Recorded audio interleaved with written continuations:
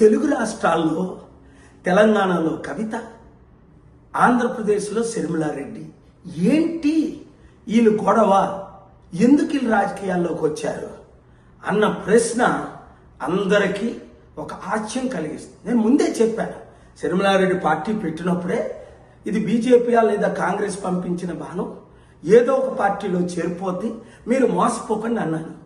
లక్షల మంది మోసపోయారు, 100,000 మంది కోట్ల రూపాయలు ఖర్చు పెట్టారు, ఇప్పుడు రోడ్ల మీద తిరుగుతున్నారు. అందులో ఒక 40 మంది నన్ను కలిశారు.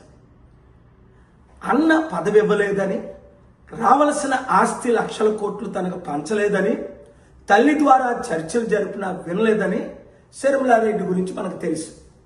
అయితే మరి ఇప్పుడు కవిత ఎందుకు వచ్చింది? అందుకే వచ్చింది, ఇంకొక అందుకు కాదు. అన్నయ్యకి పదవి ఇచ్చేశారు, లక్షల డబ్బులు ఇచ్చేశారు, కోట్లు, నాకేమి ఇవ్వలేదు, నేను ఊరుకుంటున్నా. ఆర్టికల్ 14 నేను కూడా ఈక్వల్ కదా, ఆయనకి 3 లక్షల కోట్లు ఇస్తే నాకు 3 లక్షల కోట్లు ఇవ్వండి, ఆయనకి సీఎం పదవి ఇస్తే నాకు సీఎం పదవి ఇవ్వండి అని ఈ గొడవ.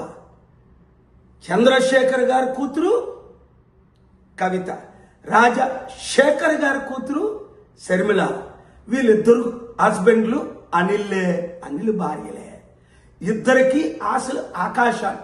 ఈ కుటుంబ కుల పార్టీలు మనకు అవసరమా?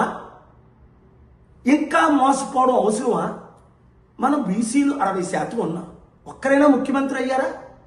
బడుగు బలహీన వర్గాలు ఎంతమంది ఉన్నాం, 90%, ఒక్కరైనా ముఖ్యమంత్రి అయ్యారా? ఇంకెందుకు మీరు మోసపోతారు? వాళ్ళు ఇచ్చిన 1,00,000 రూపాయలకు, 100 రూపాయలకు, 1000 రూపాయలకు కూలి పని చేస్తారు. ప్రజాశాంతి పార్టీ ప్రజల పార్టీ, అప్పులు తీర్చే పార్టీ, అభివృద్ధి చేసే పార్టీ, నిరుద్యోగులకు ఉద్యోగాలు ఇచ్చే పార్టీ. 12 లక్షల కోట్లు ఆంధ్రప్రదేశ్లో, 10 లక్షల కోట్లు తెలంగాణలో అప్పులు తీర్చాలంటే నేను వెళ్ళే మార్గంలో మీరు వెళ్ళండి. 2 రాష్ట్రాలు బాగుపడతాయి, దేశం బాగుపడుతుంది, దేశం ద్వారా ప్రపంచం బాగు. ఈ వీడియో ప్రతి ఒక్కరికి చేరినంత వరకు షేర్ చేయండి.